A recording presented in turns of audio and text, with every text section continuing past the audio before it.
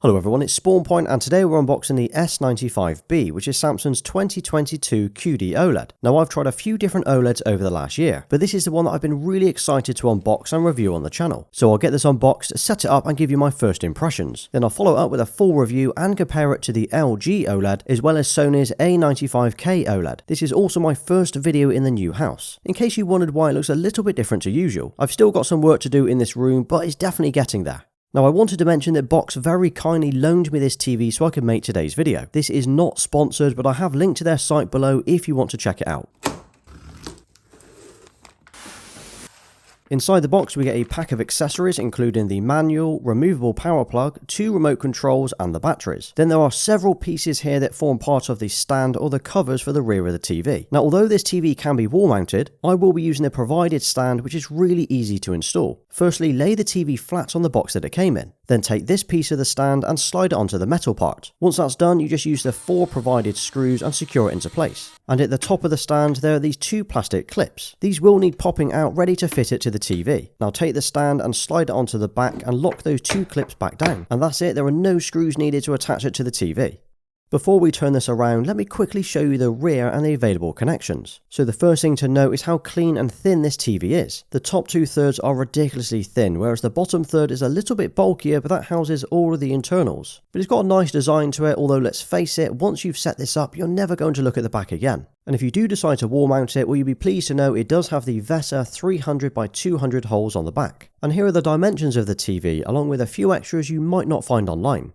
As for the ports, well, we've got the power plug on the right hand side, which is awesome to see that it's removable. So if you need to run the cable through a wall in case you are wall mounting it, you can do that with the plug by easily removing it. The rest of the ports are on the left side of the TV. Not only does it come with 4 HDMI ports, they are all HDMI 2.1. And that means we're getting 4K at 120Hz through all 4 ports. This is perfect for plugging in multiple consoles such as the PlayStation 5 and the Xbox Series X. Plus one of these ports are labelled eARC, so it's ideal for sending your audio to your soundbar or your AVR. There are also 2 USB-A ports, a network port and antennas and satellite ports. But once you've got all of your cables plugged in, you can hide them inside the stand itself. Just route them along the back of the TV and down the stand. Then pop this cover back on and you've got a pretty decent cable management setup back here.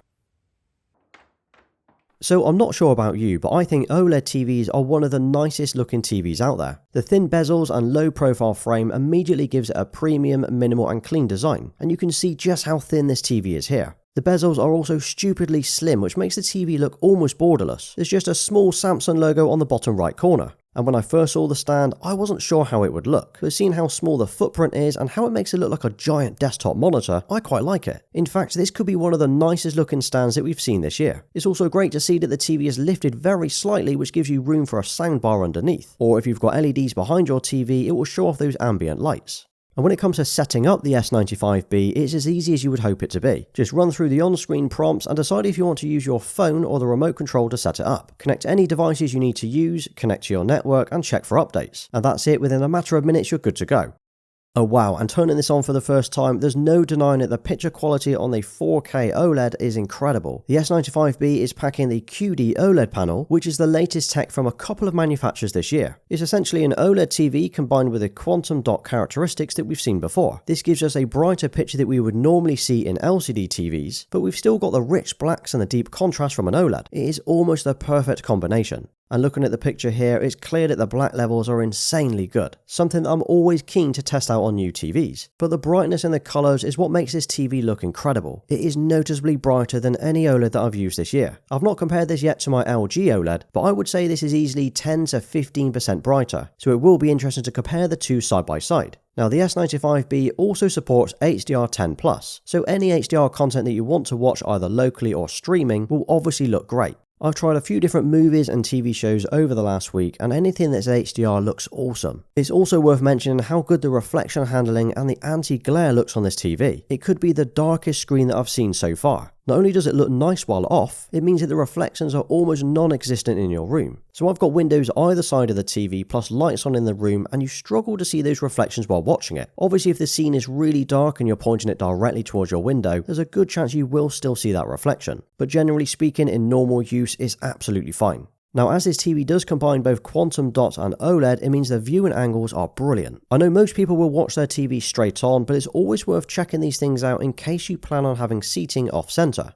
So if you wanted to use your TV for gaming, you might be interested in how it performs. Well, firstly, the fact that it comes with 4 HDMI 2.1 ports shows that Samsung are keen to impress or cater for the gaming market. Being able to get 4K 120Hz on all 4 ports is actually a big deal, especially if you're running a PS5, Xbox Series X plus maybe a PC. It also supports ALLM or Auto Low Latency mode and VRR, the variable refresh rate. So you're getting a pretty decent spec here for any games that you want to play. I've jumped on a few different games on the PlayStation 5 just to test it out this week. And first impressions, it's smooth, looks good, and the motion appears to be decent. I also really like the Game Bar 2.0, which is Samsung's take on the Game Optimizer mode that we've often seen in the LG OLEDs. So this pop-up menu lets you change or check things like the input lag settings, picture modes, screen ratio, and a few others. The aspect ratio controller is cool and it lets you swap between 16:9 and 32:9. And this is obviously a great feature, especially if you're gaming on PC. Samsung also has its own gaming hub where you can instantly stream and play the biggest and latest games from Xbox and other streaming services. There's no need to download these games either. Just connect your Bluetooth controller and sign into your account. But the fact that this TV looks and plays really well on both the PlayStation 5 and Xbox Series X is awesome for any gamer.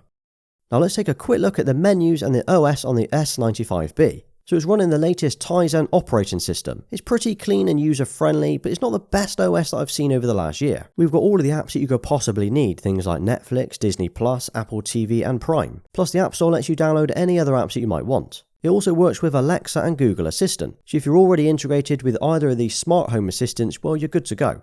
Multi-view is another feature that I'd like to test more on, as you're able to have multiple apps open at the same time. I think this is limited to just screen sharing and a couple of apps, so I will need to test this out. Oh, and the remote control, so it actually comes with 2 different remote controls in the box. You've got your normal old school VCR looking one that has all of the buttons you could need. And then there's this newly designed one, which is nice and minimal looking, and it doesn't need charging as it has its own solar panel on the back. And as for the speakers on the S95B, these are probably one of the best I've ever heard from a TV. It's got Samsung's object tracking sound, which makes it sound a lot more immersive when you're watching your movies or TV shows. I haven't done any sound tests for today's video, but again, I will leave that for the full review.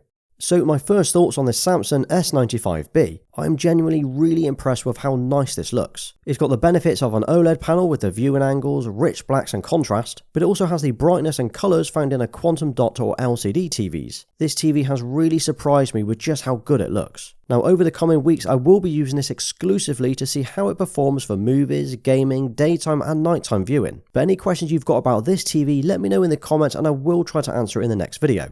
Now if you drop a nice QD-OLED in the comments, I'll give you a thumbs up for staying right till the end. And if you did enjoy today's video, check out my new house tour video next, as that covers all of my plans for this room and the rest of the house. Thanks for watching, please like, sub and follow me on Instagram and Twitter. Until next time.